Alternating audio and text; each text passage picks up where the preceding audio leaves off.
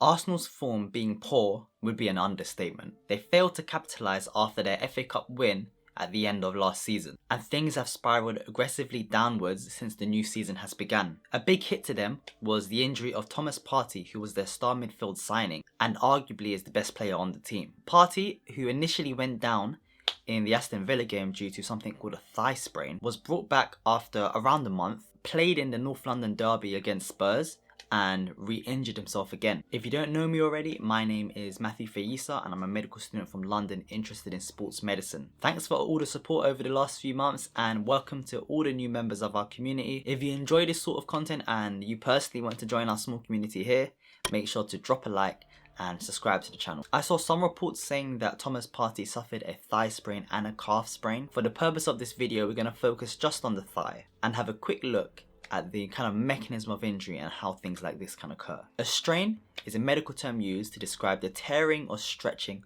of muscle fibers in the body. The thigh muscles, also known as the quadriceps, are a group of 4 muscles. The job of the thigh muscles is to kind of extend the knee and straighten out the leg. The thigh muscles are particularly prone to injury when a player is striking the ball. If we analyse a football player kicking a ball, there are 2 phases: the acceleration phase and the follow-through phase. The acceleration phase is the movement of the body until the initial contact with the foot and the ball takes place, and the follow-through phase thereafter. If we analyse the biomechanics from a player striking the ball from a free kick, we can see after the initial step from the support leg, the kicking leg is bent and almost swings like a pendulum before straightening out and kicking the ball. In this short amount of time, the quadriceps are contracting concentrically, which means get smaller, and also contract eccentrically, which means get longer. This rapid change in muscle length introduces a small window where thigh muscles are particularly prone to tears in the muscle fibers and strain injuries. Here is also a video of Martinelli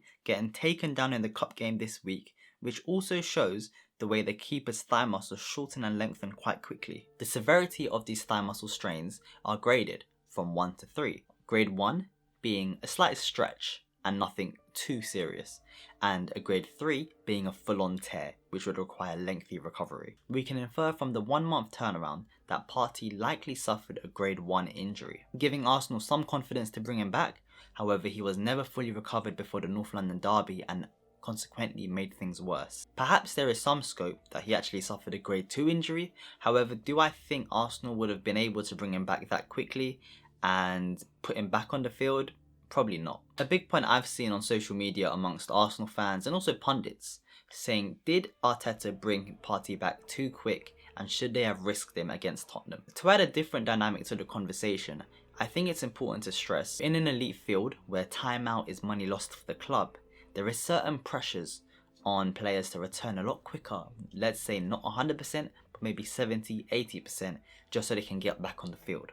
However, situations like this is where re-injuries can occur, as we've seen with Partey. When someone is injured, there are 3 stages of rehabilitation. The first phase being an acute phase, the second phase being a repair phase, and the last phase being called a remodeling phase. The acute phase lasts only 48 hours and is the kind of short-term inflammation we see when we get injured. But the remodeling phase often lasts a very long time and can even be infinite. The remodeling phase is responsible for restructuring and reconfiguring the muscle fibers long term, to the point where if someone has a really traumatic injury, let's say a ACL rupture, and if you take a scan 3 to 5 years later, even if they feel 100%, you're going to see certain signs of kind of the initial ACL injury as the body adapts itself. With every footballer, if you rush him back too quickly, things like this can happen. And when you consider Partey's initial injury being a quadricep tear or thigh strain, as it's been reported,